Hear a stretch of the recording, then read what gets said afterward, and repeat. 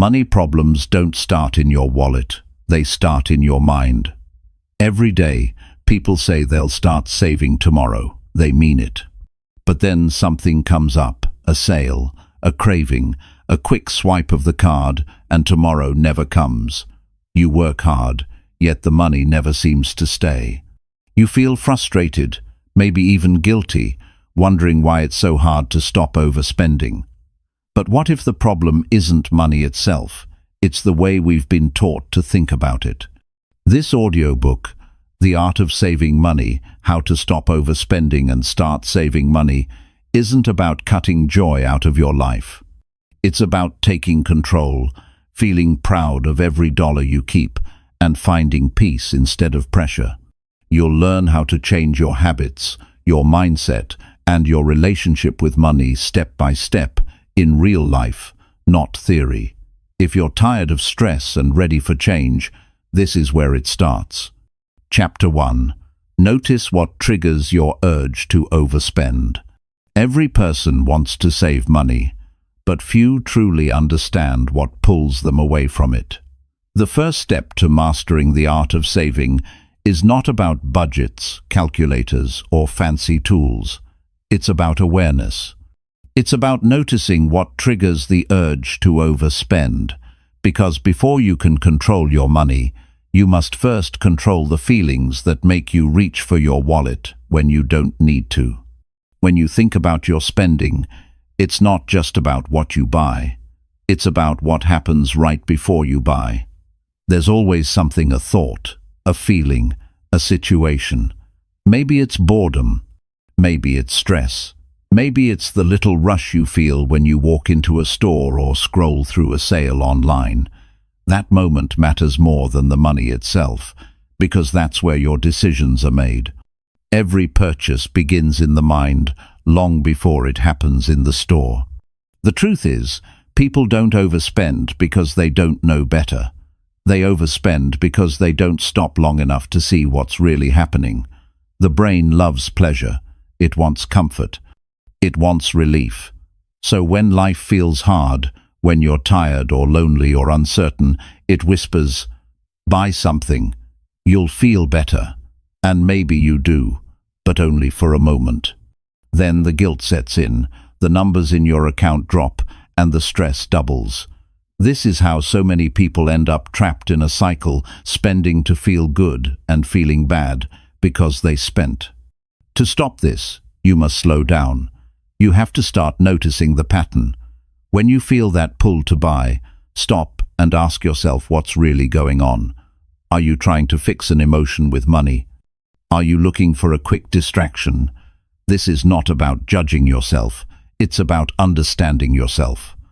Awareness is not about guilt. It's about clarity. Once you can see your pattern clearly, you have the power to change it. Think about the last time you spent money you didn't plan to. What happened before that? Maybe you had a rough day at work. Maybe you scrolled through social media and saw someone showing off something new. Maybe you felt left out, or you wanted to feel in control. The world around you is full of triggers. Ads are designed to make you want more. Social media shows you what others have, but not what they sacrifice to get it.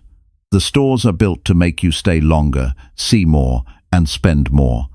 You're not weak for being affected by these things. You're human. But being human doesn't mean being helpless.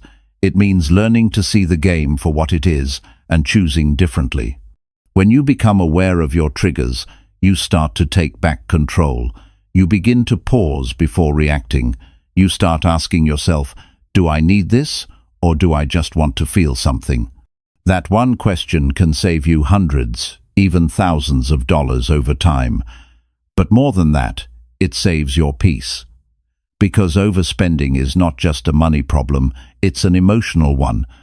It leaves you feeling empty, frustrated, and stuck. Saving money, on the other hand, gives you freedom. It gives you options. It gives you pride in yourself. One of the most powerful habits you can build is to journal your spending. Not to punish yourself, but to see your patterns clearly. Write down what you bought, how you felt before buying it, and how you felt after. Within a week, you'll start to notice the truth. You'll see the emotional triggers. Maybe you spend more when you're tired, when you're around certain people, or when you're scrolling at night. Once you see the pattern, you can interrupt it. You can decide, when I feel stressed, instead of shopping, I'll go for a walk. I'll call a friend. I'll breathe. I'll do something that feeds my peace, not drains my pocket. The small choices are where transformation begins. Most people want to save money through big, dramatic changes.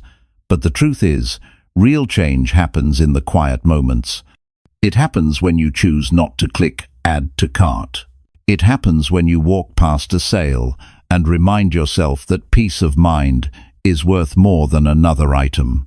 It happens when you decide you'd rather see your bank account grow than your closet fill up. The challenge is not in earning money, it's in keeping it. Because saving is not about numbers, it's about self-control. It's about teaching your mind to wait, to think, to value the future over the moment. You don't need to live with restriction, you just need to live with awareness. When you become aware, you don't fall for every sale, every urge, every emotion that says, you need this. You begin to see clearly, no, I just need stability. I just need peace. There's a quiet power that comes when you resist the urge to overspend. It's not loud, it's not flashy, but it builds strength inside you. Each time you say no to an impulse, you're saying yes to your goals. You're saying yes to your future. You're saying yes to becoming the kind of person who doesn't need to chase satisfaction through things. That kind of strength doesn't show up in what you wear or drive. It shows up in your calm, your confidence, your freedom. Money management starts in the mind. If you think you need to spend to feel happy, you'll always be chasing something you can never catch. But if you can learn to find happiness in discipline, peace in simplicity, and pride in saving, then no amount of temptation can control you.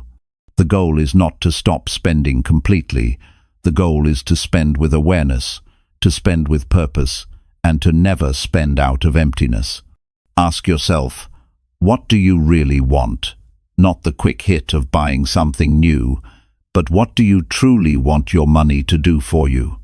Maybe you want to travel. Maybe you want to own a home.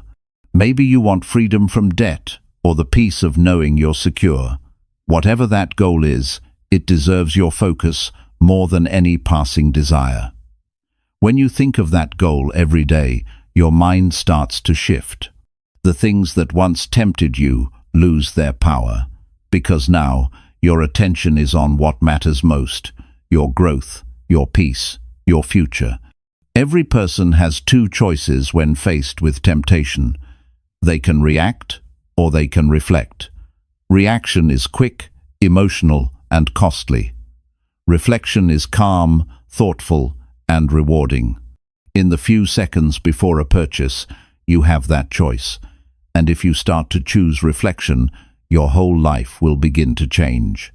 You'll start saving more, worrying less, and feeling proud of every decision you make.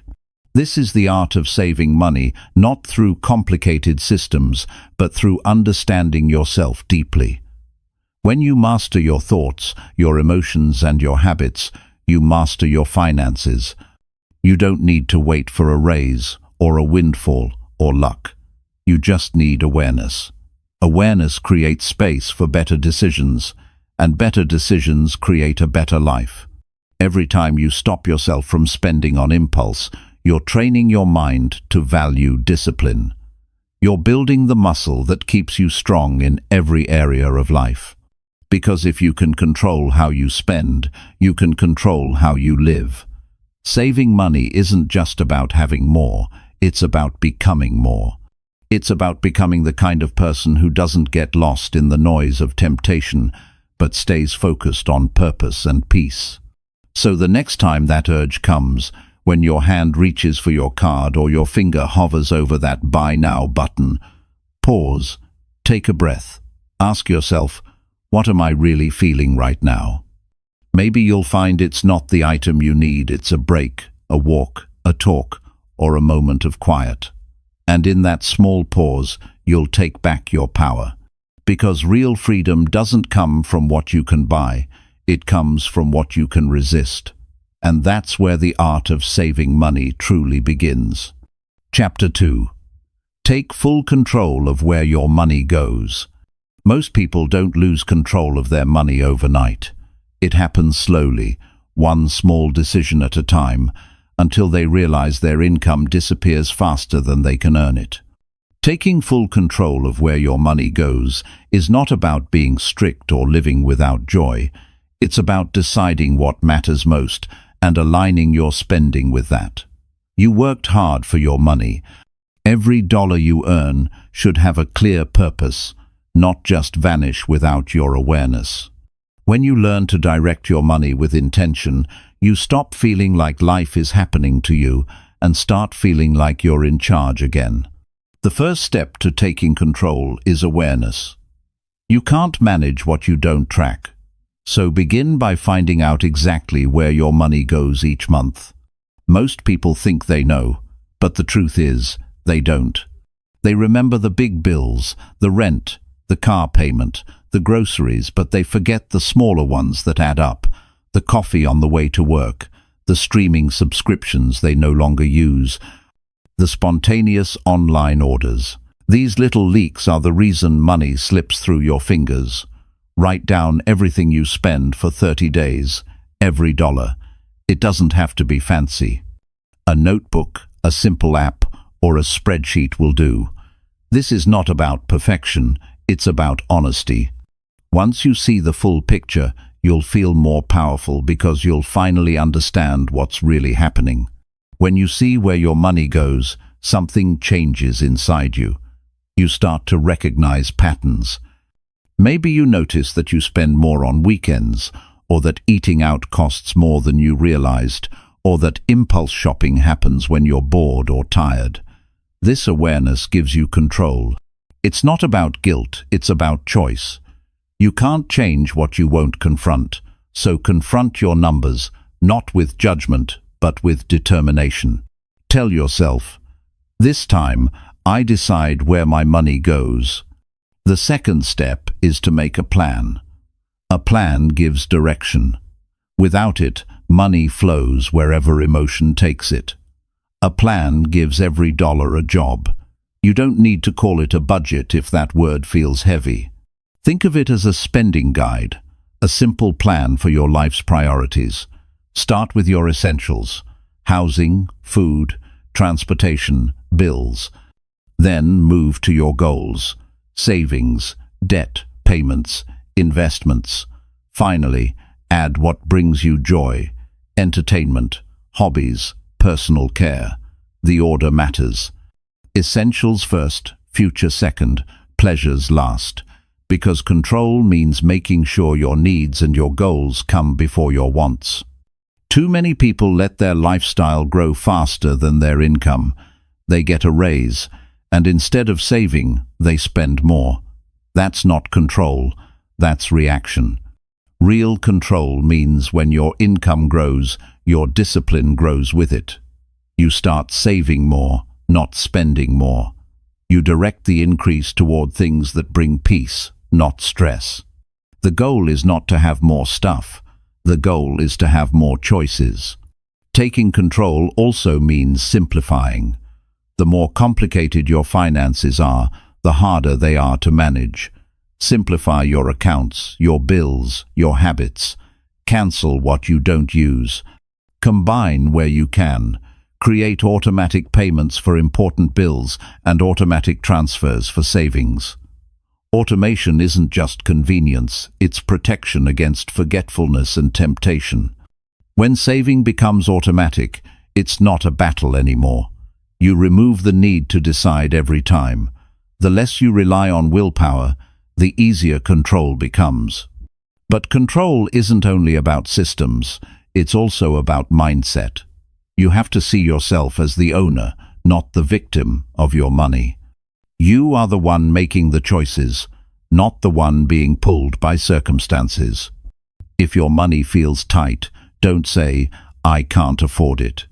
Say, "I choose not to spend on that right now." One statement makes you powerless, the other keeps you in charge. Every time you use your words to express control, you strengthen your discipline. One of the most powerful exercises you can do is to name your priorities clearly. Write down what you truly want your money to do for you. Maybe it's building an emergency fund, paying off debt, saving for a home, or starting a small business. Whatever it is, write it down and remind yourself often. Then, each time you make a purchase, ask one simple question. Does this bring me closer to my goal or take me farther away?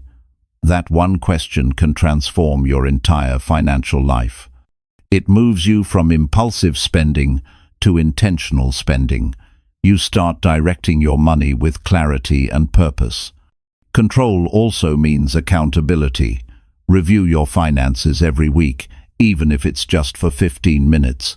Look at what you earned, what you spent, and what's left.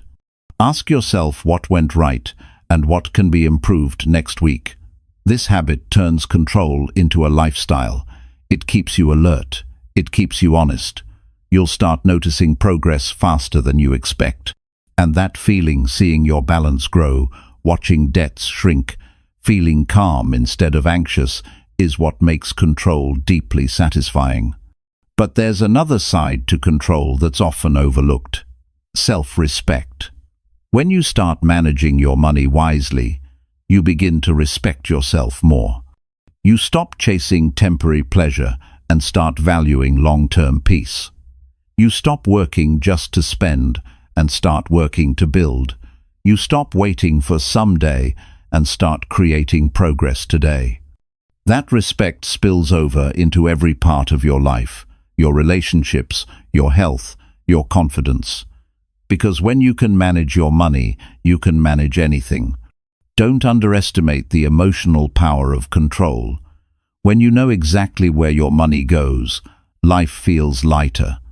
You stop waking up with stress about bills or guilt about purchases. You move through your day knowing you're building something solid. That feeling peace of mind is worth more than anything you could buy. Sometimes people avoid taking control because they fear what they'll find. They think looking at their finances will make them feel worse. But the truth is, avoidance keeps you stuck. Awareness sets you free. The first time you face your numbers, it might sting. But that's not pain, it's clarity. And clarity is the beginning of change. Once you know, you can act. Once you act, you can improve. Every strong structure starts with a clear foundation, and financial control is that foundation. Another important part of control is balance. Don't confuse control with restriction. You're not punishing yourself. You're protecting yourself.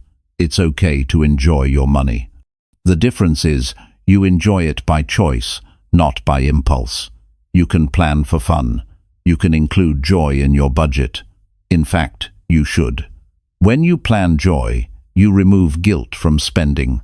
That's control at its best, spending with intention, saving with pride, living with peace.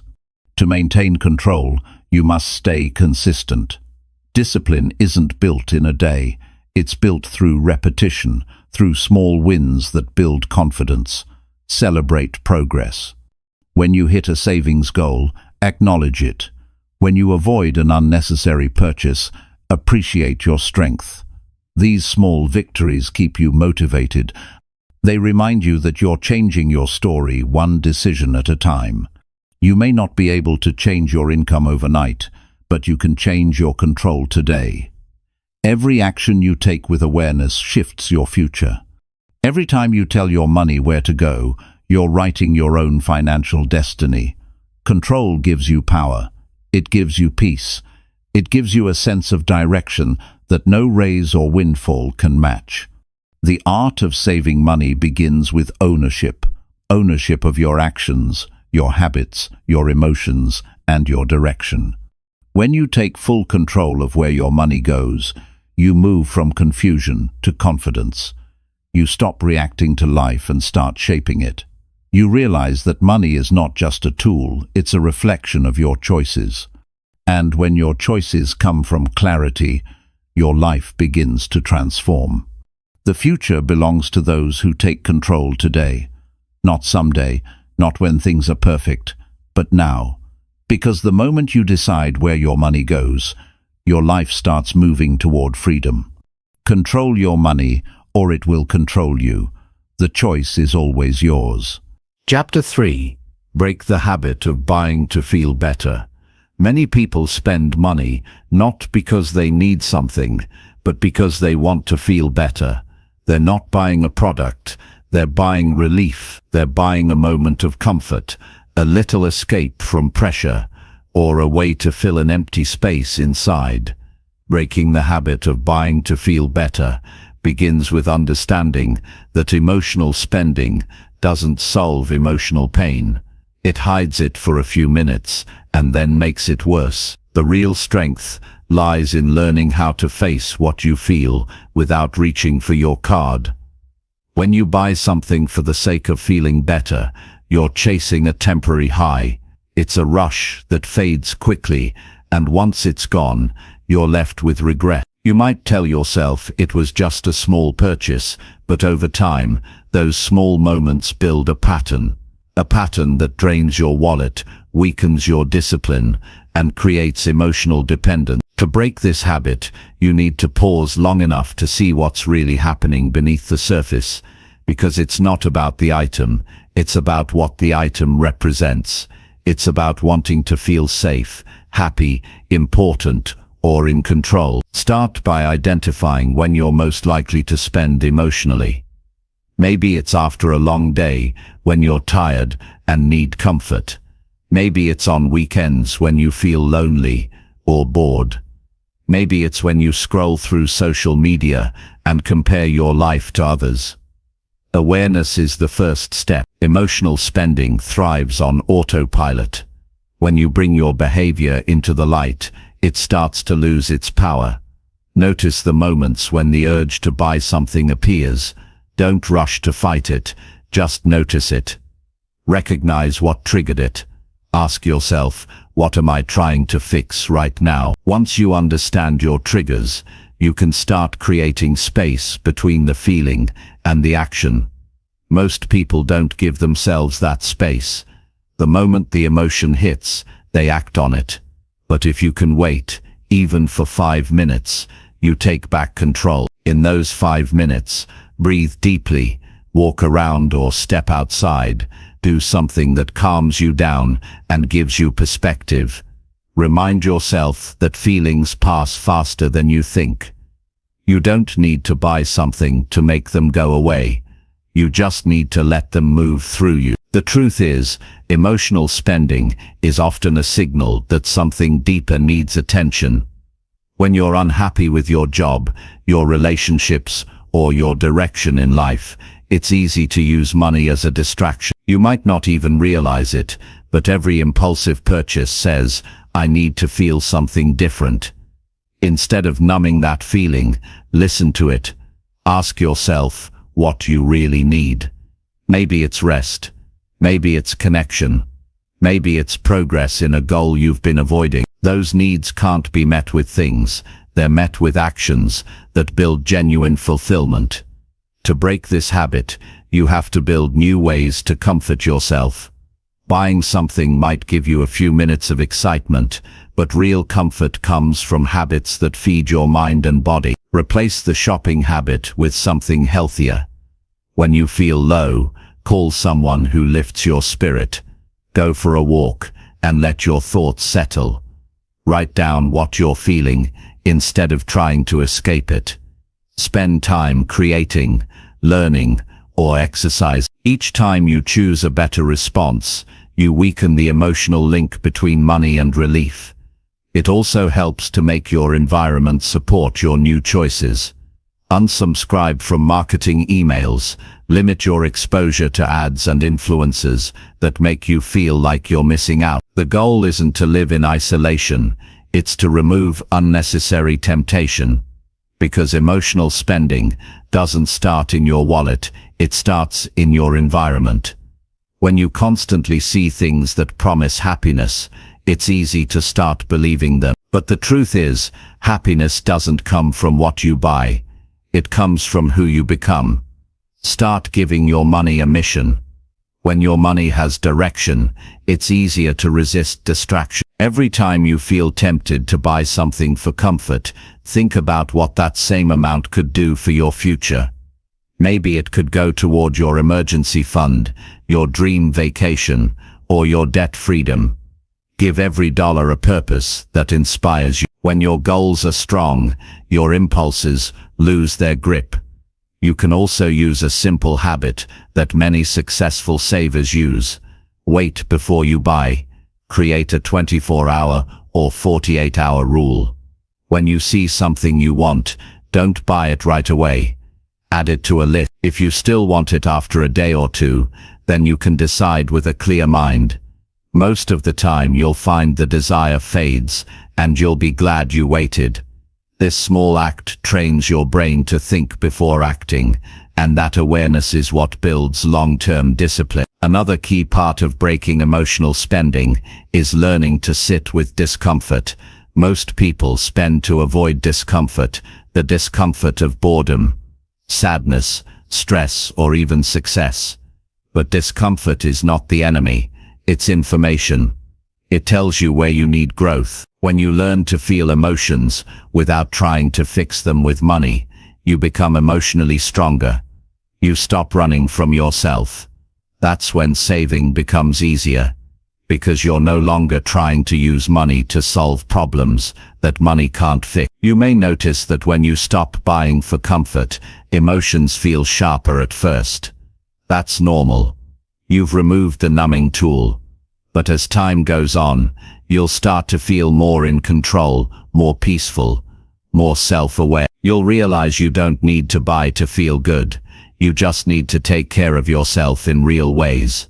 You'll rediscover simple pleasures, time with family, walks, reading, laughter, reflection. These are the moments that bring real satisfaction, not the fleeting buzz of a purchase. It's also important to forgive yourself for past mistakes. Maybe you've wasted money before. Maybe you've bought things you regret. That's okay. What matters is that you're learning now. Be kind to yourself. Growth doesn't come from punishment, it comes from understanding. Every time you choose awareness over impulse, you're rewriting your story. Breaking the habit of buying to feel better doesn't mean you'll never enjoy shopping again. It means you'll shop with intention. It means you'll buy things because they serve your goals, not your emotion. You'll feel proud of your purchases, not guilty afterward. And the more you practice this, the more empowered you become. In time you'll notice something remarkable. Your sense of self-worth will no longer be tied to what you own. You'll stop using material things to prove your value. You'll start finding pride in your discipline, your peace, your progress. That's a level of confidence that no item can give you. When you can walk past something beautiful in a store and feel no urge to buy it, that's freedom. When you can scroll online and feel content with what you already have, that's power. This journey is not about restriction, it's about liberation. You're freeing yourself from the invisible strings that make you spend when you don't need to. You're choosing to live with awareness, not reaction. You're choosing to feel your feelings fully, without letting them control your actions. Over time you'll notice your savings grow, your stress shrink, and your joy deepen. You'll wake up feeling lighter, knowing your choices align with your value. You'll begin to understand that money is not for escaping life, it's for building it. And that's when the real transformation happens. So the next time you feel that urge to buy something to lift your mood, pause. Remind yourself that peace cannot be purchased. Look within and ask, what do I really need right now? Then give yourself that attention, rest, connection, or calm. Each time you do, you take another step toward emotional freedom, because breaking the habit of buying to feel better isn't just about saving money. It's about finding happiness that doesn't need a price tag. Chapter 4. Plan your week so money lasts longer. Making your money lasts the whole week is not about earning more. It's about planning better. Most people run out of money, not because they don't make enough, but because they don't plan ahead. They live day to day, reacting to expenses as they come, and by the weekend they wonder where it all went. The truth is, without a plan, money disappears quietly. When you plan your week, you give your money direction. You stop letting random choices control your spending, and you start managing your life with intention. Every week brings a predictable rhythm.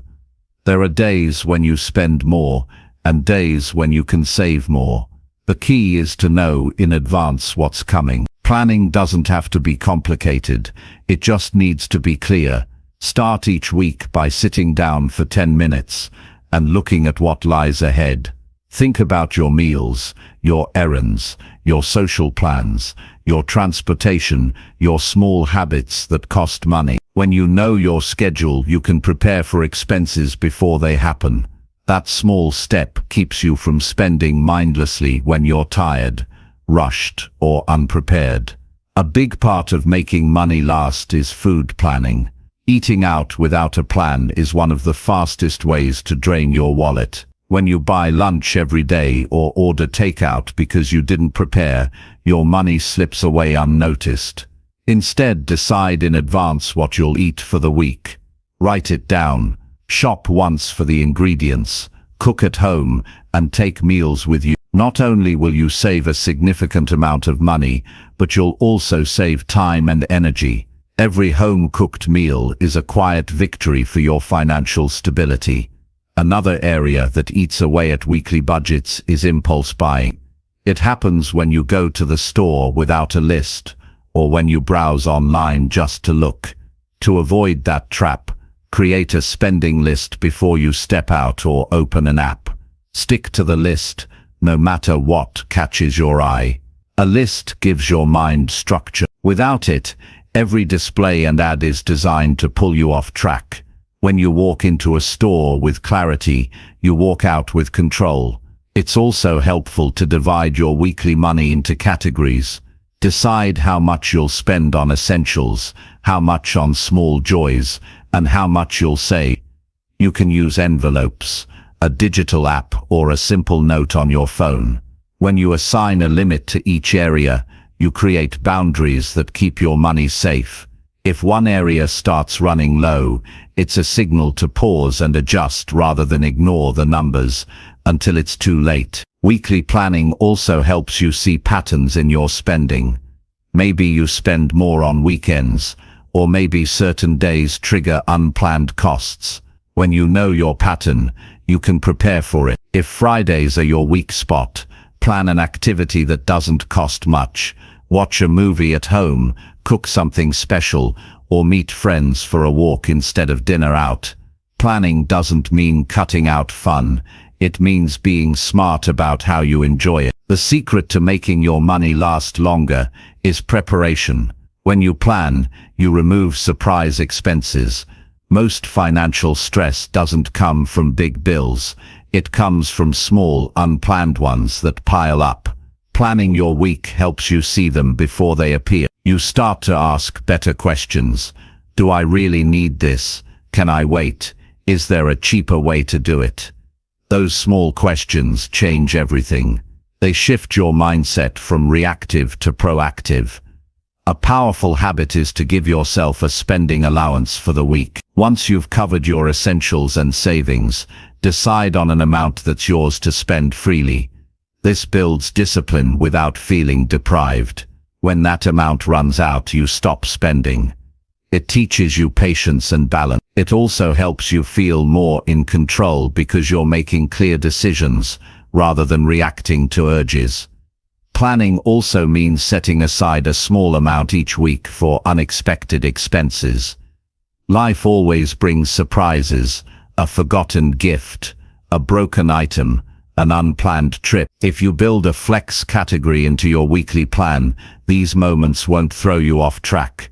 It's not about expecting problems, it's about being ready when they come. Time management and money management go hand in hand. The more organized your time, the less you waste money. When you plan your errands together, you save on fuel. When you prepare meals ahead, you save on takeout. When you know your schedule, you avoid last-minute spending that comes from rushing. Planning your week gives you structure, and structure saves money without effort. It's also important to track how your plan performs. At the end of each week, take 5 minutes to review how you did. Look at what went well and where you slipped. This is not about blaming yourself, it's about learning. Maybe you underestimated a category or forgot to include something.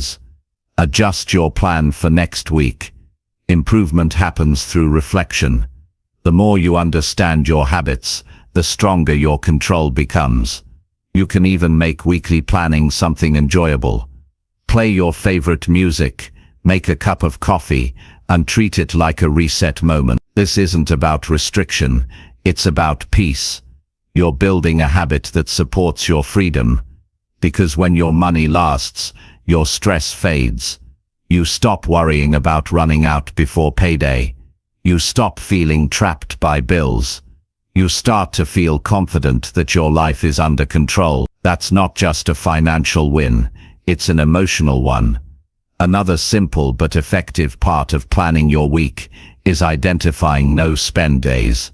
Pick 1 or 2 days in the week where you decide you won't spend on anything outside of essentials. It sounds small, but it trains your discipline. You start realizing that not every day requires a purchase. It's a reminder that you can enjoy life without constantly spending. Small changes add up fast. When you start planning your week, you'll notice money staying in your account longer. You'll have fewer moments of regret and more moments of calm.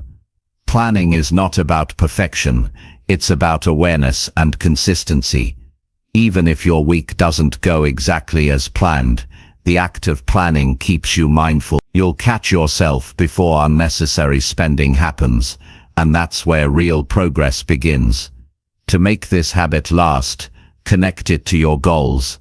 Remind yourself why you're planning in the first place. Maybe you want to pay off debt, build savings, or have more peace at home. Every plan you make brings you closer to that goal. When you plan your week, you're not just organizing numbers, you're designing your life. You're deciding how your energy, time, and money will work together to create stability. One more tip: plan small rewards that fit your budget. When you stick to your plan for the week, give yourself something simple that feels good. A walk, a special meal at home, an hour doing something you love. This builds positive reinforcement. You begin to associate planning with pleasure instead of restriction. Making money last longer doesn't happen by luck. It happens by choice, by consistency, by awareness. The more you practice weekly planning, the more natural it becomes. You'll find yourself thinking ahead automatically. You'll know what's coming, and you'll feel ready for it. And when you live that way, your finances stop being a source of anxiety and become a source of confidence. When you plan your week, you're not just managing money, you're managing life. You're saying, I choose direction over confusion. I choose order over chaos. You're building the habit of being intentional with what you have. And that habit, practiced week after week, transforms everything. You'll start realizing that it's not how much you make that determines your peace. It's how well you plan. When you can make your money last, you gain something far more valuable than cash. You gain control, freedom, and the calm that comes from knowing you're the one steering your life forward. Chapter 5.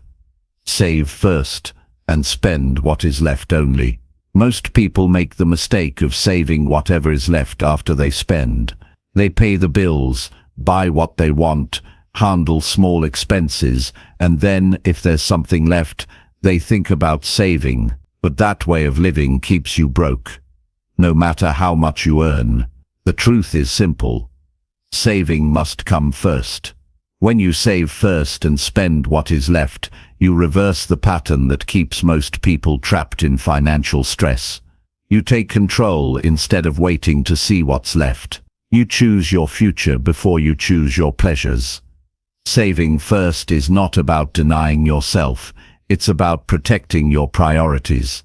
It's saying my future matters as much as my present. It's deciding that the person you'll be 1 year from now deserves something from the work you're doing today. Every time you save before spending, you're building a bridge between today's effort and tomorrow's freedom. Most people don't fail to save because they can't. They fail because they never make it automatic. Saving shouldn't depend on willpower. It should depend on a system. The first step is to make saving automatic. As soon as you receive your income, decide on a percentage that goes directly to savings. It could be 10%, 15%, or even just 5% in the beginning. The amount is less important than the consistency. When you make saving a non-negotiable, it becomes part of who you are. You don't question it. You don't delay it. You just do it. If you can set up an automatic transfer into a separate savings account the moment your income arrives, you'll protect yourself from temptation. You'll never miss what you never see. When you spend first and save later, you're telling yourself that savings are optional. But when you save first, you send a completely different message. You tell yourself that your goals come first. You're saying, I pay myself before I pay anyone else. That shift in thinking changes everything. It turns saving from an afterthought into a declaration of self-respect. You begin to value your effort differently because now, part of what you earn stays with you.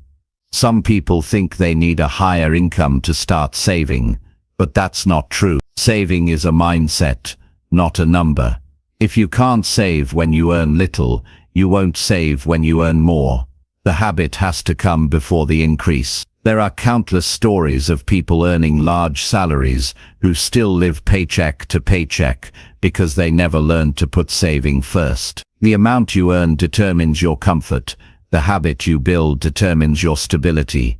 Start by naming your savings goals clearly. Maybe you want an emergency fund, a travel fund, or to invest in something meaningful. When your savings have a purpose, the motivation becomes stronger. You're not just setting money aside, you're directing it towards something that adds value to your life. It helps you stay committed because now, saving has meaning. It's not just money, it's preparation, security and freedom. If you find it hard to save first, remind yourself what spending does when it's uncontrolled. Every impulse purchase, every unnecessary expense, steals from your future. It's not about feeling guilty. It's about understanding the cost of delay. Every dollar you spend thoughtlessly could have been a small step toward independence. When you save first, you remove that regret. You give yourself peace before you give yourself pleasure.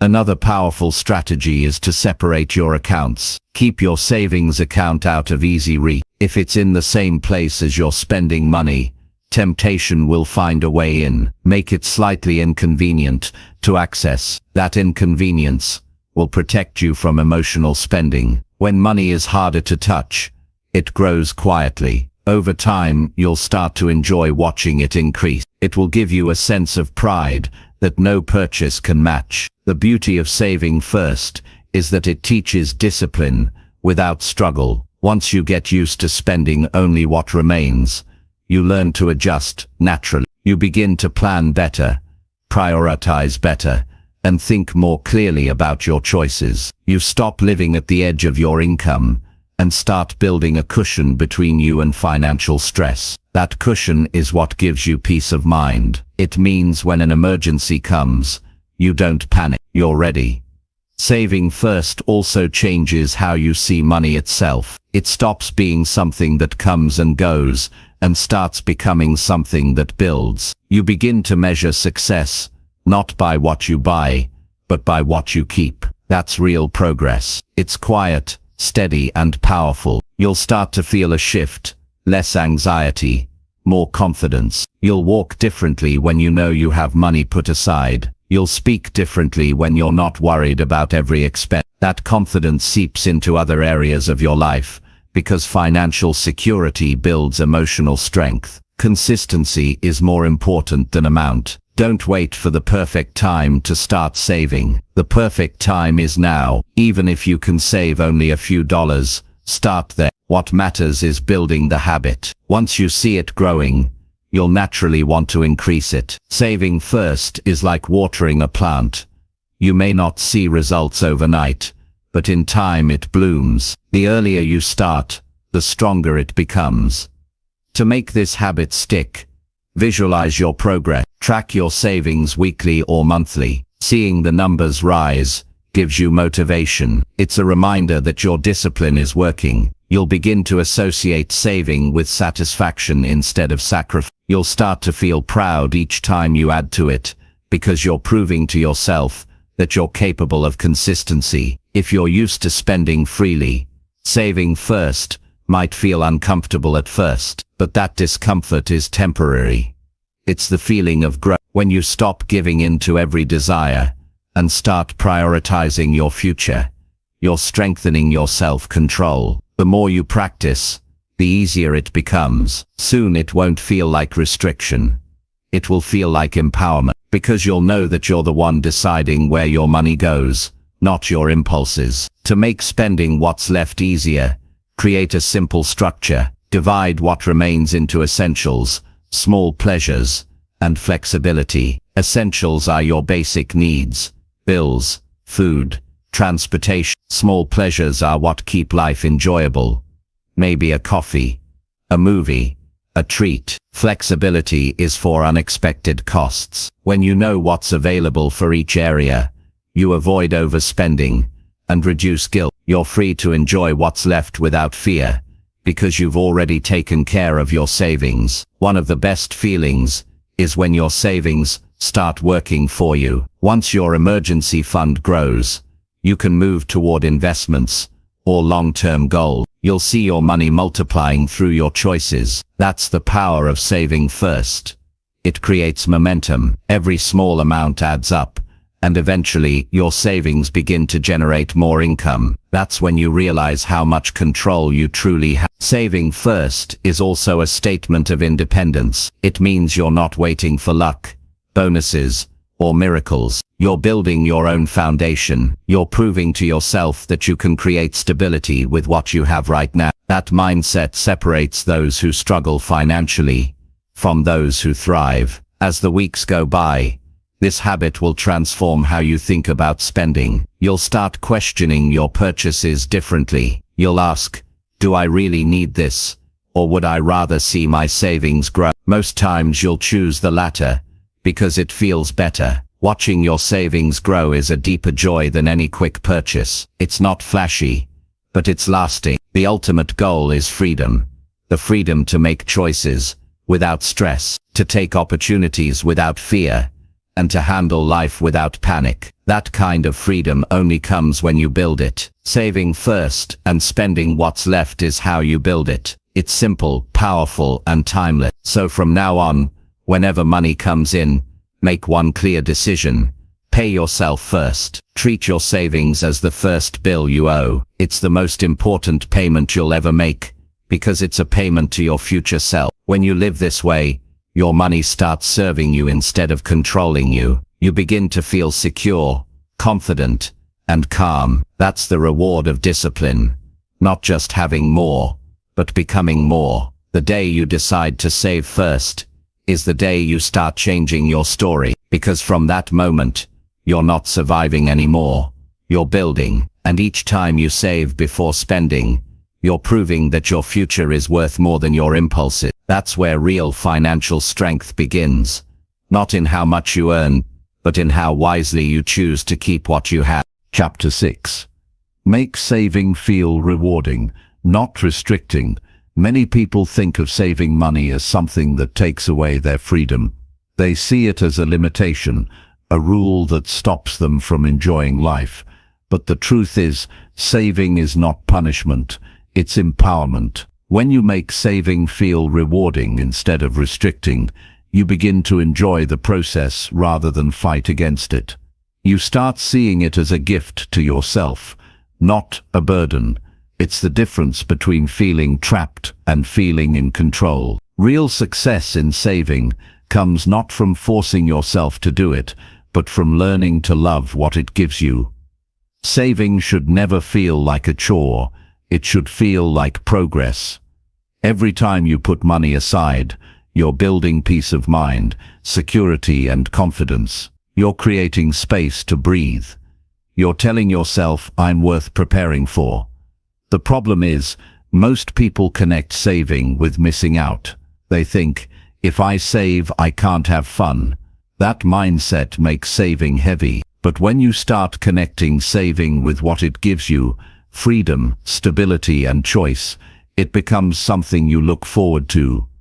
The first step to making saving feel rewarding is to give it purpose.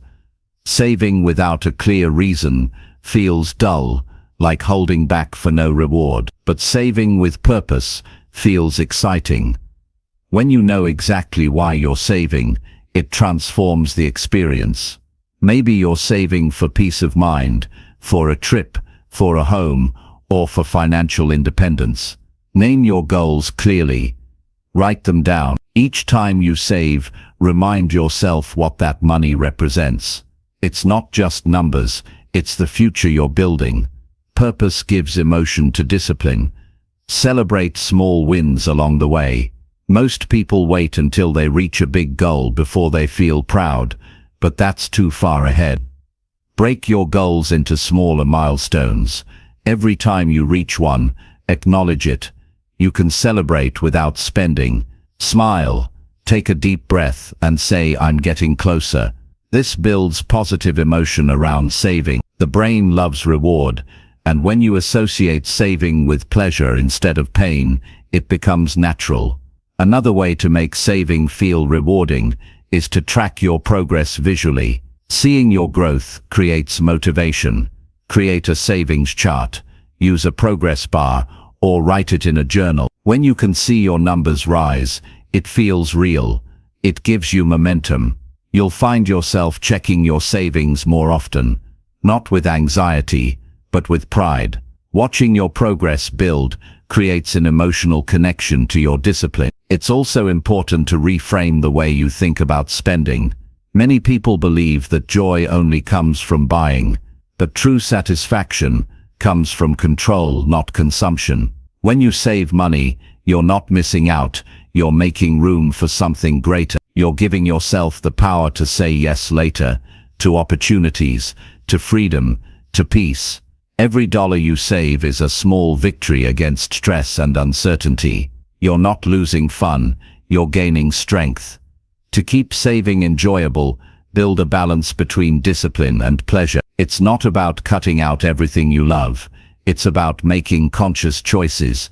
You can still have fun, but do it within a plan. When you allow yourself small rewards intentionally, you avoid burnout. Maybe set aside a little fun fund each month. That way, you enjoy life while staying consistent. This balance keeps saving sustainable because you don't feel deprived. Restriction breeds rebellion, but structure builds freedom. You can also make saving more personal. Attach emotions to it. Instead of thinking, I'm saving because I should, think, I'm saving because I want to take care of myself. Saving is an act of self-respect. It's proof that you care about your own well-being. When you see it that way, the emotional tone changes. It's no longer something you owe. It's something you deserve. When you save, remind yourself what it brings. Peace when emergencies happen. Calm when others panic. Confidence when opportunities arise. Those emotions are priceless. That's the real reward. Many people underestimate how freeing it feels to not worry about money. That sense of calm is what you're really saving for. When you connect to that feeling, saving stops being a duty. It becomes something you're excited to do. Make saving part of your identity. Tell yourself, I'm the kind of person who saves. When saving becomes part of who you are, not just something you do, it lasts. You begin to take pride in being consistent. You start seeing yourself differently, stronger, wiser, more capable. That identity fuels motivation. You no longer need to force the habit. It becomes natural. You can also make saving fun by adding creativity. For example, give your savings accounts names that inspire you: Freedom Fund, Dream Trip, or Future Home. When you label your savings with meaning, each contribution feels exciting. You're not transferring money, you're feeding a dream. You can even challenge yourself with saving games, like saving every $5 bill or setting a goal to beat your last month's total. These small actions keep the process alive and engaging. The key is to focus on progress, not perfection. There will be weeks when you can save less, and that's okay. What matters is consistency. Celebrate effort, not just results. Each deposit, no matter how small, is a sign of commitment. Over time, those small deposits become something powerful. The habit you build is far more important than the number in your account. One of the biggest shifts comes when you compare the feeling of saving to the feeling of overspending. Think about how you feel after buying something you didn't need. Temporary excitement followed by guilt. Now think about how you feel after saving. Calm, proud, secure. That feeling lasts. That's the emotional truth that keeps you going. Once you experience the deep satisfaction of control, quick pleasures lose their pull. You can also make saving social. Share your goals with someone you trust. Having accountability creates motivation. You can celebrate each other's progress and encourage each other when things get tough. It reminds you that saving isn't isolation, it's empowerment. You're not the only one doing it. You're part of a group of people choosing growth over impulse. Sometimes you'll need to remind yourself of the long-term benefits. The comfort of knowing you can handle an emergency without panic. The joy of reaching a goal you planned for. The pride in realizing you didn't just talk about saving. You did it. These are the moments that make the journey worthwhile. When you shift your mindset from, "I can't spend," to "I'm choosing to save," everything changes. One feels forced, the other feels powerful. It's a simple change in words, but it transforms your emotions. Saving becomes your decision, not a rule. And when something is your choice, it carries strength, not resistance. Even your environment can make saving more rewarding. Surround yourself with reminders of your goals, photos, notes, or quotes that keep you focused. When you see visual reminders of what you're saving for, it becomes harder to drift away. Each day those reminders reinforce why you started. Making saving rewarding also means allowing yourself to enjoy milestones. When you hit a savings goal, do something meaningful. Maybe write yourself a letter about your progress, or take a quiet moment to reflect on how far you've come. Feel gratitude for your discipline. Gratitude turns saving from obligation into joy. In the end, saving is not about deprivation, it's about direction. It's not about saying no to life. It's about saying yes to a better version of. When you make saving feel rewarding, you stop seeing it as a sacrifice and start seeing it as self-care. You realize that every dollar you save is a step toward peace, toward options, toward a life that feels stable and fulfilled. Money doesn't bring happiness, but control over it does. When you save with pride instead of pressure, you change your relationship with money completely. You stop chasing temporary satisfaction and start building something lasting. You feel good not because you spent, but because you're growing. That's the real reward, knowing you're creating a future that supports you, not drains you. The journey of saving becomes enjoyable when you see it for what it truly is, a declaration that you value yourself and your future. Every deposit, every small step, every moment of patience is proof that you're moving closer to freedom. That's not restriction, that's power. That's the joy of saving with purpose and pride. Chapter 7. Learn to enjoy life without constant spending. Enjoying life without constantly spending is one of the most valuable skills a person can develop. It's not about rejecting comfort or denying pleasure. It's about understanding that joy doesn't come from what you buy, it comes from how you live. In today's world, people are surrounded by messages that say happiness is for sale. Every ad, every influencer, every trend tells you that if you just buy one more thing, you'll feel complete. But that illusion keeps you chasing satisfaction that never lasts. True enjoyment begins when you stop tying your happiness to money and start connecting it to experiences, relationships, and purpose. When you rely on spending to feel alive, life becomes expensive in more ways than one. You pay not just with your money, but with your peace of mind. The satisfaction fades quickly, and then you're left looking for the next purchase to fill the space. It's a cycle that drains both your wallet and your spirit. The first step in breaking it is to understand that pleasure and fulfillment are not the same thing. Pleasure fades, fulfillment stays. Learning to enjoy life without constant spending means focusing on the things that truly feed your soul, not just your senses. Start by noticing what makes you happy that doesn't cost anything. Think about moments when you laughed deeply, when you felt connected, when you felt proud of yourself. Those moments usually didn't come from spending, they came from living. A conversation with someone you care about, a quiet walk in nature, finishing a task that mattered, listening to your favorite music. These are the kinds of experiences that bring genuine joy. When you pay attention to them, you start realizing that happiness has been around you all along, waiting for you to slow down and see it. One reason people spend constantly is boredom. They confuse excitement with happiness. Shopping becomes a way to break the routine, to feel something different, but excitement fades fast, and then boredom returns stronger than before. The key is to replace artificial excitement with meaningful engagement. Learn something new, start a hobby, volunteer, read, exercise, cook, or create. When your mind is occupied with growth, you don't crave spending to fill the empty spaces. You're too busy living to miss the noise of consumption.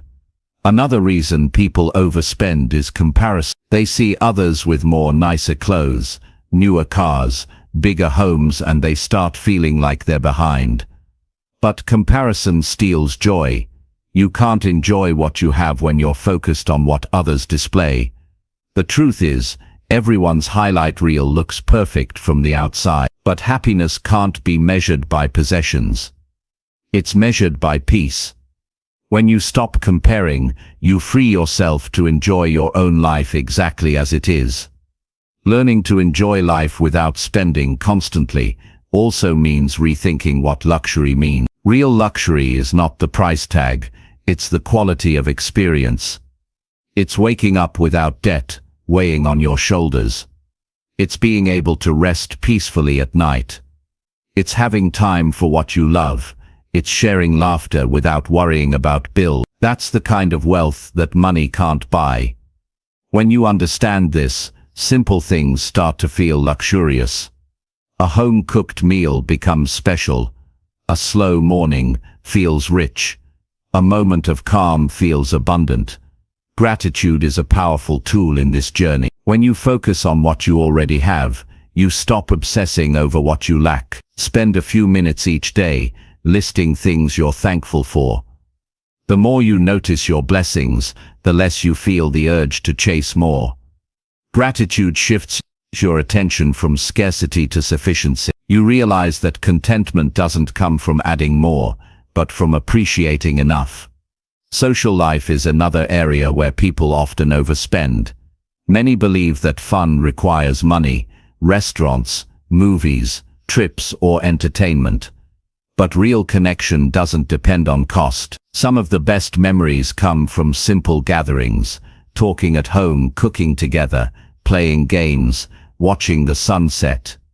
These moments have no price, but they stay in your heart longer than any expensive outing. When you focus on connection over consumption, relationships become deeper and more meaningful. It's also important to slow down. Constant spending often comes from constant motion, the feeling that you always need to be doing something. But when you learn to enjoy stillness, you stop needing to fill your time with activities that cost money. Take time to rest, think and be present. Sit outside and watch the world. Reflect on your goals. Listen to the sounds around you. When you learn to find peace in quiet moments, your need for stimulation fades. Creating a simple lifestyle doesn't mean giving up joy, it means clearing space for it. When your life isn't cluttered with constant purchases, your mind becomes lighter. You start noticing beauty in ordinary things. A cup of coffee in the morning feels more satisfying. A walk feels refreshing. A free afternoon feels like a gift. Simplicity gives you room to breathe, and in that space, happiness grows naturally. You can also shift your focus from consuming to creating. Every time you make something, a meal, a craft, a piece of writing, a garden, you feel a sense of accomplishment that buying can't replace. Creating connects you with your own potential. It gives you pride that doesn't fade after a few hours. People often underestimate how much joy comes from using their hands, their mind and their creativity. When you create, you produce value from within instead of searching for it outside. Another key part of enjoying life without spending is being intentional with your time. Ask yourself how much of your day truly adds value. You might find that much of your time goes to things that don't matter, scrolling, comparing, consuming. Replace some of that time with actions that feed your mind and heart. Read, learn, rest, reflect, connect, move. Time spent with purpose feels richer than money spent without thought. There's also freedom in saying no. When you stop chasing every invitation that costs money, you gain control of your priorities. You don't have to explain or apologize for choosing differently. It's okay to skip events that don't fit your budget or your peace. The right people will respect your choices, and those who don't aren't worth impressing. Choosing peace over pressure is one of the most empowering decisions you can make. As you practice living with less spending, you'll begin to notice how light it feels. The anxiety about keeping up starts to fade. You stop feeling pulled by trends or expectations. You start enjoying your own company. You begin to see that happiness is not something you buy, it's something you practice. It's a habit built through gratitude, presence and awareness. You can still have dreams, goals and things you want to own. But now you'll pursue them differently. You'll buy because it aligns with your values, not because you're trying to fill a void. You'll make choices with patience, not pressure. You'll enjoy spending when it's intentional because it won't come with guilt. The ultimate reward of learning to enjoy life without constant spending is financial peace, emotional peace, and mental peace. You no longer depend on things to feel alive. You carry happiness with you wherever you go. You start valuing experiences over possessions, growth over status, meaning over material. That's where real wealth begins. Every time you resist the urge to spend for no reason, you're strengthening your independence. You're saying, I don't need to buy something to feel good. That kind of power builds slowly, but it changes everything. You stop living on the surface and start living from depth. You begin to enjoy the small details that used to pass unnoticed. The taste of your food, the sound of laughter, the warmth of sunlight. Those are the moments that fill life with richness no purchase can match. Eventually you'll realize that the happiest people aren't the ones who have everything. They're the ones who've learned to be content with enough. They've learned to find joy in living, not buying. They've discovered that simplicity isn't emptiness, it's clarity, and that clarity allows you to truly experience life. When you master this mindset, money becomes a tool, not a crutch. You'll still earn, still buy, still enjoy, but now it's on your terms. You'll choose what truly adds value and ignore what doesn't. You'll know how to live fully, even with less.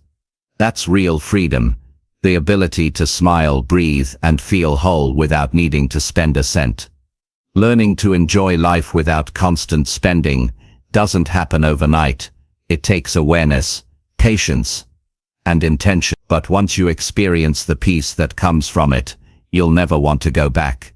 Because you'll understand that joy isn't waiting at the store, it's already within you, ready to grow when you stop chasing what doesn't last. Chapter 8. Track progress to stay proud and motivated. One of the most powerful ways to stay consistent with saving money and improving your financial habits is to track your progress. Progress creates motivation. When you see how far you've come, it gives you pride and energy to keep moving forward. The problem is, most people never track their growth. They only focus on how far they still have to go. That mindset steals joy from their journey. You don't need to wait until you reach your big goal to feel successful. Every small step deserves recognition because those small steps are what create lasting change. Tracking progress is not just about numbers, it's about awareness. It's a reminder that what you're doing is working. When you can see your results in front of you, your belief grows stronger. You stop saying, "It's not enough," and start saying, "I'm getting somewhere." That shift in perspective keeps your motivation alive. You begin to enjoy the process instead of rushing through it. Start by setting a clear baseline. Know exactly where you are before you begin. How much are you saving each month? How much debt do you still have? What are your current habits? Write them down. This is your starting point. It doesn't matter if it looks small or messy, it's the foundation you'll build on. From here, every bit of progress you make becomes visible and measurable. Without this clarity, you'll never know how much you've truly improved. Once you have your baseline, decide how you'll track your progress. It could be a notebook, a journal, a phone app, or even a simple spreadsheet. The method doesn't matter as long as it's easy for you to use consistently. What matters is that you can see your progress clearly and regularly. Write down every savings deposit, every reduction in spending, every debt payment, and every milestone reached. Watching the numbers grow, even slowly, builds momentum. You'll begin to connect effort with reward, and that connection is what keeps you going. The brain responds strongly to visual cues.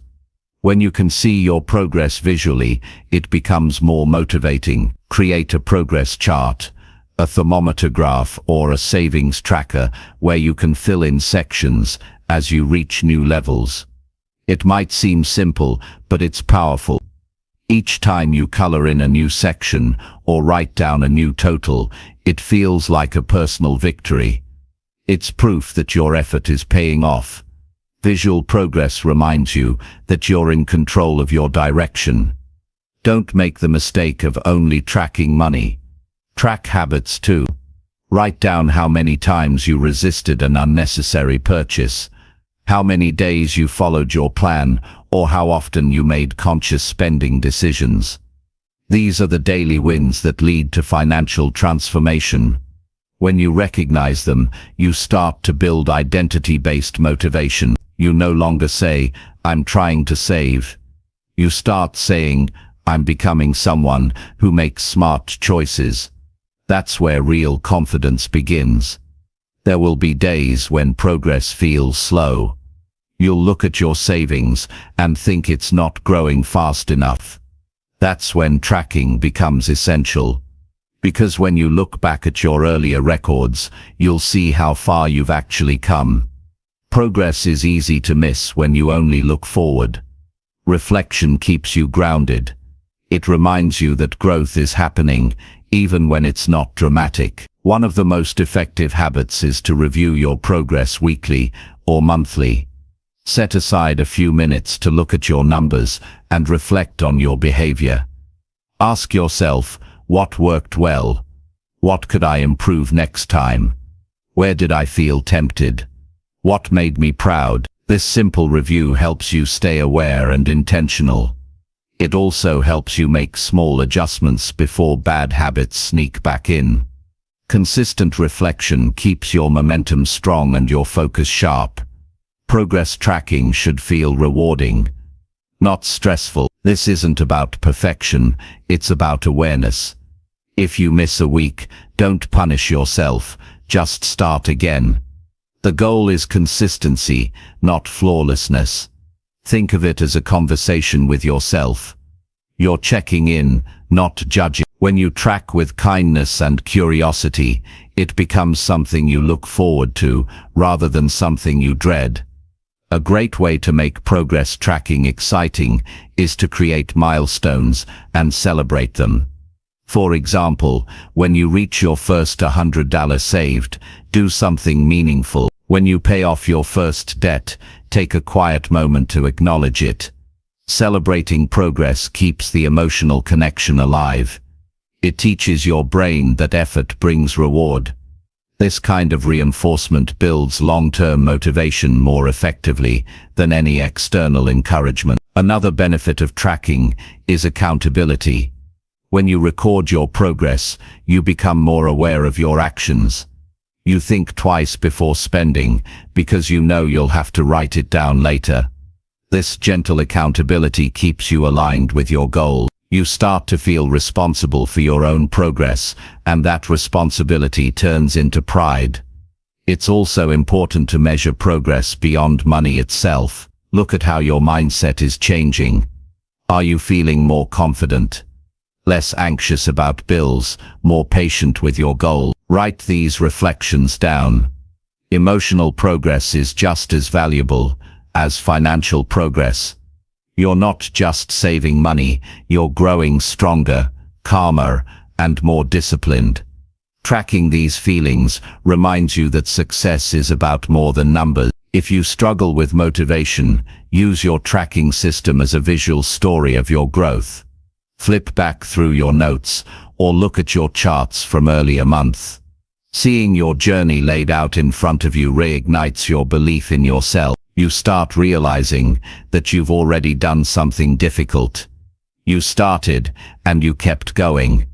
That realization fuels your determination to keep pushing forward. To make progress tracking part of your lifestyle, attach it to a habit you already do regularly. For example, review your finances every Sunday evening, or update your savings log after payday. Linking it to an existing habit makes it automatic. You won't need to rely on willpower, because it becomes a routine part of your week. You can even turn progress tracking into something enjoyable. Play your favorite music while reviewing your finances. Make it a moment of gratitude and reflection. Look at how your choices are shaping your life, and feel proud of the discipline you've built. This emotional connection makes saving and tracking less about duty and more about satisfaction. Progress tracking also gives you the opportunity to correct course quickly. When you notice spending creeping up or savings slowing down, you can act immediately. Without tracking, these issues go unnoticed until they become serious. But when you're aware, you stay in control. It's like checking your direction on a journey. You make small adjustments before you drift too far from your destination. Another thing to remember is that progress looks different for everyone. Don't compare your journey to someone else's. Some people save faster because they earn more or spend less. That's fine. What matters is that you're improving from where you started. Progress is personal. Measure it against your own goals, not someone else's result. When you focus on your own path, your motivation becomes pure and sustainable. If you ever feel tired or tempted to quit, go back to your early records. Look at the first amount you saved, the first week you tracked, the first time you stuck to your plan. Let that remind you how far you've come. You've already built discipline that many people never reach. You're not starting over, you're continuing a process that's already working. Over time, Tracking progress turns saving into something more than a goal. It becomes a lifestyle. You start enjoying the rhythm of improvement. You begin to crave that feeling of achievement that comes when you update your numbers and see them grow. You no longer wait for motivation to appear. Your progress creates it for you. Eventually you'll realize that tracking your growth doesn't just improve your finances, it improves your character. It builds patience, awareness, and gratitude. It shows you that effort compounds not just in your bank account, but in your mindset. You become someone who doesn't give up when results are slow, because you've learned that growth is always happening, even when it's quiet. The habit of tracking progress is one of the greatest investments you can make in yourself. It gives you a record of proof that your choices matter. It teaches you that consistency beats perfection. And it reminds you that progress is not just about reaching the finish line, it's about honoring every step along the way.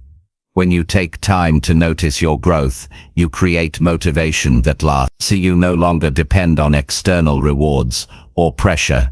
You start finding joy in the process itself.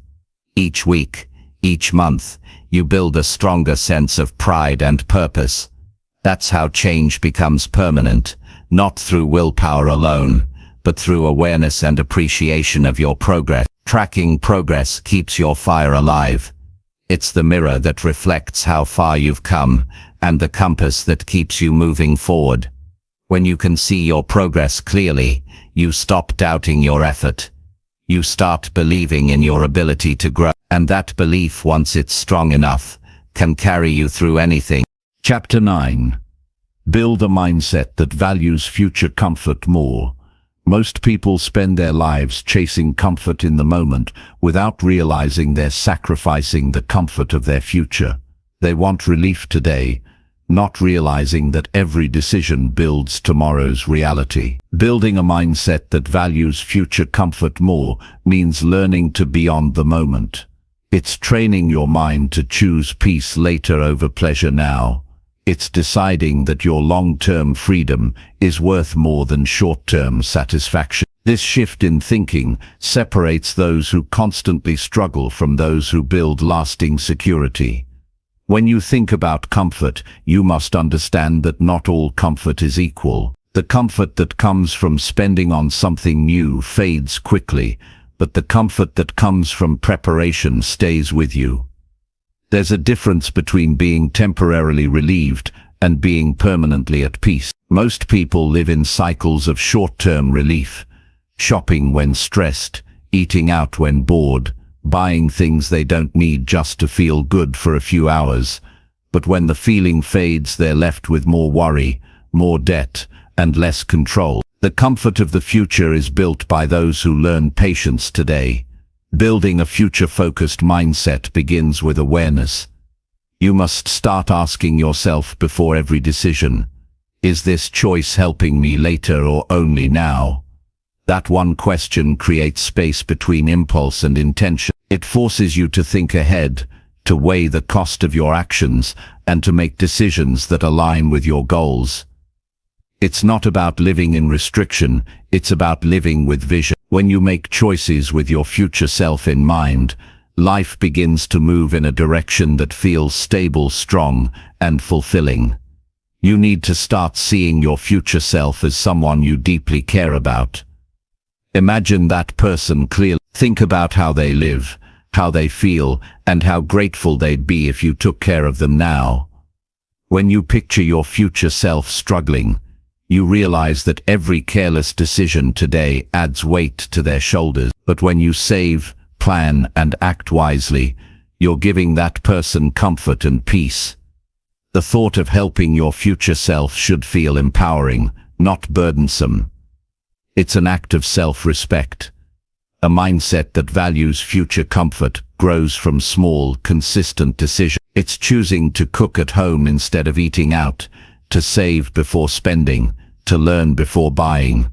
These choices might feel small in the moment, but over time they shape the direction of your life. The future is built from habits repeated quietly every day. Every time you make a decision that protects your tomorrow, you're reinforcing this mindset. It's not about being perfect, it's about being intentional. Another part of building this mindset is learning to delay gratification. Most people struggle with waiting because they've been conditioned to want everything instantly. The modern world rewards impatience, quick purchases, fast delivery, instant entertainment, but nothing meaningful comes instantly. Growth, peace, and financial security take time. When you learn to wait, you gain control over your impulses. You stop chasing instant pleasure and start building steady progress. Waiting isn't losing, it's investing in something better. You also have to learn to redefine reward. Instead of thinking, I deserve to spend because I've worked hard, start thinking, I deserve peace because I've worked hard. This change in thinking keeps you from undoing your progress. Many people earn more money only to spend more money, leaving them in the same position as before. But when you redefine what it means to treat yourself, you create habits that protect your future. Real reward isn't something you buy, it's something you build. To strengthen this mindset, surround yourself with reminders of your goals. Write them down and keep them visible. Create a clear picture of the comfort you want later, a paid-off home, a savings cushion, a worry-free life. These reminders help you resist temptation when it arises. Every time you feel the urge to spend on something that doesn't matter, think about that future comfort. Imagine what it will feel like to wake up knowing you're secure. That feeling lasts far longer than any temporary pleasure. Building this mindset also means facing the truth about how much short-term comfort has cost you in the past. Look back honestly. How many times did you buy something you didn't need just to feel better? How long did that feeling last? What could that money have become if it had been saved or invested? Reflecting on those moments is not about guilt. It's about clarity. You can't build a better future if you keep pretending that instant pleasure has no consequences. Once you face the truth, it becomes easier to change. Discipline plays a big role here, but it doesn't have to feel hard. Discipline simply means remembering what you want most instead of what you want now. Every decision becomes a test, comfort today or comfort tomorrow. And when you consistently choose tomorrow, something amazing happens. You start to feel proud of yourself. That pride becomes its own reward. You realize that the peace of being in control feels far better than the thrill of spending without thought. It's also important to create systems that support your mindset. Don't rely only on willpower. Automate your savings, set reminders for your goals, and keep track of your progress. Make the path to the future easier than the path to distraction. Systems protect you when your emotions try to take over. The less effort it takes to do the right thing, the more consistent you'll be. You must also guard your environment carefully. The people you spend time with, the content you consume, and the habits you observe all shape your thinking.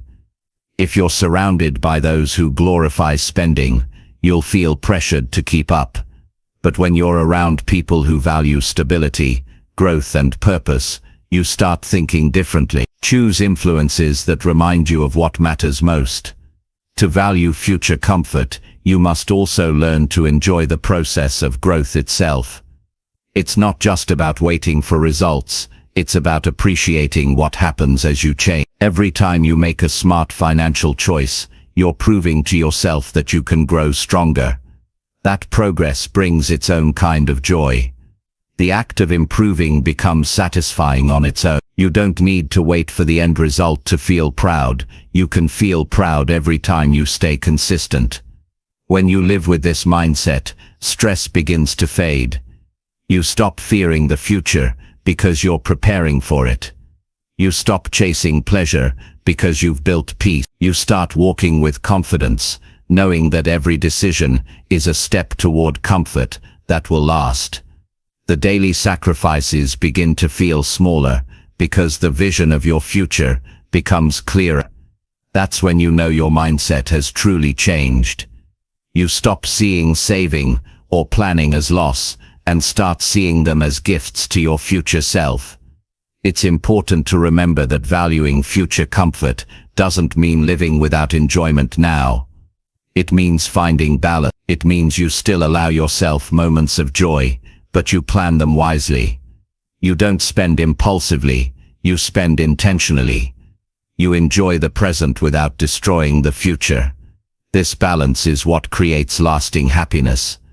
A life that feels good now, and late in time this mindset becomes natural. You stop fighting with yourself because your priorities become clear. You begin to take pride in saying no when it matters. You start feeling powerful when you save instead of spend. That's the strength of someone who values the long game over the short thrill. You realize that peace of mind is the highest form of comfort, and that's what you're building with every choice. When you think about your life years from now, imagine yourself living without constant worry, free from debt, surrounded by calm, confident in your stability. That's what your daily discipline is buying you. It's not deprivation, it's investment in a future where you can finally breathe easily. Each small act of restraint today creates a smoother, easier tomorrow. So choose to build a mindset that treasures what's ahead. Every time you pause before a purchase, every time you choose to save, every time you think beyond the moment, you're training your mind to care about your future more deeply. The satisfaction that comes from that awareness lasts a lifetime. The person you'll become will thank you, not for what you bought, but for what you built, because true comfort isn't found in what you own. It's found in the peace of knowing you made choices that protect your tomorrow. Chapter 10. Turn saving into your everyday way of living. Turning saving into your everyday way of living is not just about managing money, it's about reshaping your entire lifestyle. It's choosing consistency over occasional effort. It's making saving such a natural part of your life that you no longer think of it as something you should do, but as something you simply do, like eating, sleeping, or breathing. When saving becomes instinctive, you no longer depend on motivation or reminders. You make decisions automatically that protect your peace, your stability, and your future. Saving daily is about identity, not income. You don't need to be rich to live like a saver, you just need to think like one. The person who saves consistently will always be more secure than the one who earns more, but spends carelessly, because saving is not about how much you make, it's about how much you keep and how intentionally you live. When saving becomes part of who you are, every decision naturally aligns with that belief. You start thinking long-term, planning with care, and living with awareness. To make saving a lifestyle, you have to remove the idea that it's a temporary effort. Most people treat saving like a phase, something they'll do until they reach a goal or fix a problem. But that thinking makes saving fragile. The moment they reach a milestone, they stop and slip back into old habits. The truth is, saving is not a one-time solution, it's a lifelong practice. It doesn't end when the emergency fund is full or the goal is reached. It continues, because life never stops requiring preparation. When you make saving permanent, you stay ready for anything. Start small, but make it consistent. Even saving a little every day can create a powerful rhythm. It could be as simple as rounding up your spending or setting aside loose change. The goal is to build momentum. When saving becomes part of your daily routine, it strengthens your discipline. You begin to feel a sense of accomplishment every time you do it. Over time, it becomes as natural as brushing your teeth. You don't question it, you just do it. To live this way, you have to shift your thinking from scarcity to intention. Saving isn't about restriction or fear, it's about freedom and choice. Every time you save, you're creating space for yourself to live with less stress. You're giving yourself options. When something unexpected happens, you're not panicking, you're prepared. That peace of mind is what turns saving into a rewarding lifestyle. It's not about depriving yourself, it's about protecting yourself. Look for saving opportunities in everyday actions. You don't need big sacrifices to live this way, you just need awareness. Maybe you brew your own coffee instead of buying it out. Maybe you walk instead of driving short distances. Maybe you compare prices before purchasing, or use what you already have instead of replacing it. These small decisions add up quietly. You begin to realize that saving isn't a separate act, it's part of how you live. It's embedded in the way you think, plan, and act every single day. Another way to make saving natural is to create systems that support it automatically. Set up transfers that move a portion of your income into savings the moment you get paid. Automate bills so you avoid late fees. Use apps or bank features that help you round up transactions. When saving is automated, it removes effort from the process. You no longer rely on self-control, you rely on structure. And that structure keeps you consistent even on days when you're distracted or tired. Surround yourself with reminders of the lifestyle you're building. Create a vision of what your life will look like because of your daily saving habits. Maybe it's financial freedom, a peaceful home, early retirement, or simply living without debt. Visual reminders keep your discipline alive. Each time you see them, you reconnect with your purpose. This turns saving into something meaningful instead of mechanical. You're not just following rules, you're building a future you can feel proud of. To make saving an everyday habit, you also have to enjoy the process. Find satisfaction in it. Take a moment to notice how it feels when you transfer money into savings. Feel proud of every smart decision you make. The more you connect saving with positive emotions, the more naturally it becomes part of your identity. Saving isn't about guilt, it's about self-respect. It's about taking pride in your ability to think ahead. Living as a saver also means learning to simplify your choices. The less cluttered your life is with unnecessary things, the easier it becomes to save. Simplicity creates space for time, for peace, for priority. When you stop chasing things that don't add value, you automatically save more without even trying. You begin to realize that contentment doesn't require excess. It requires clarity, and that clarity makes saving feel effortless. Consistency is what transforms this mindset into reality. You can't treat saving like an occasional event. It has to become a habit. Habits are built through repetition.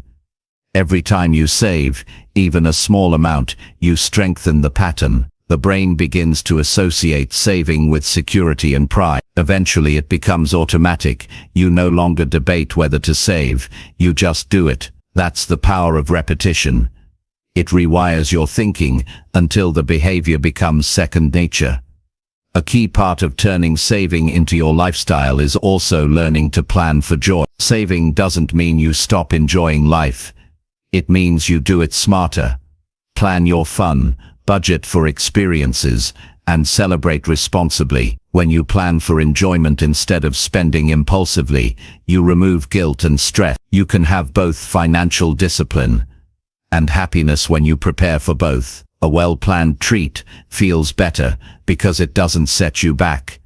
To sustain this lifestyle, review your progress often.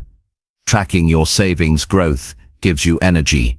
It's proof that your choices matter. When you look at your balance and see it rise, you feel proud of your consistency. You start associating progress with satisfaction. This internal reward keeps the habit alive longer than any external motivation could. You realize that saving every day is not about restriction. It's about steady improvement. As your savings grow, your mindset evolves. You stop living in survival mode and start thinking strategically. You no longer make decisions out of panic or emotion. You begin to view money as a tool rather than a problem. You use it wisely, purposefully, and calmly. That's when saving becomes effortless. Because you've built trust in yourself. You know that every time money enters your hands, you'll handle it with care. It's also important to share this mindset with those around you. When saving becomes part of your everyday life, it influences others. Friends, family, even children notice the way you make choices. You teach by example that discipline brings peace. Talking about saving openly helps normalize it. It changes the culture around you. When saving becomes part of how a family or community lives, everyone benefits from shared responsibility and encouragement. There will still be times when saving feels challenging. Life will throw unexpected costs your way, and your progress might slow down. But if saving is already part of your identity, you won't quit, you'll adjust. You'll know that setbacks don't erase progress. They're just part of the process. Because a saver doesn't panic, they adapt. That adaptability is what keeps you strong through every season of life. The longer you live this way, the more rewarding it becomes. You start feeling calm in situations that used to cause stress. You stop fearing bills or surprises. You begin to make plans for the future with excitement instead of anxiety. That peace is the real reward of turning saving into your way of life. It's not the number in the account that matters most. It's the confidence you gain, knowing you're in control of your destiny. Eventually, saving becomes invisible. You no longer see it as a task or a goal. It's just part of how you live. You think twice before spending, not because you're forcing yourself to, but because you genuinely want to. You plan, prepare, and protect what you've built, because it feels natural to do so. And in that moment, you'll realize that you've reached a level of freedom few people ever experience. The freedom of knowing that your habits are working for you, not against you. When saving becomes your everyday way of living, you stop waiting for financial peace. You live it. You don't chase money to feel safe. You build safety through discipline. You don't depend on luck or circumstances. You depend on your consistency. And that consistency turns into something far greater than wealth. It turns into confidence, stability, and independence. So let saving be more than a strategy. Let it be your lifestyle. Let it guide your choices, shape your habits, and define your values. Because when saving is how you live, not just what you do, you become unstoppable. You move through life with peace instead of pressure, pride instead of regret, and freedom instead of fear. That's the ultimate goal, to make saving not a chapter of your story, but the way you live every single day.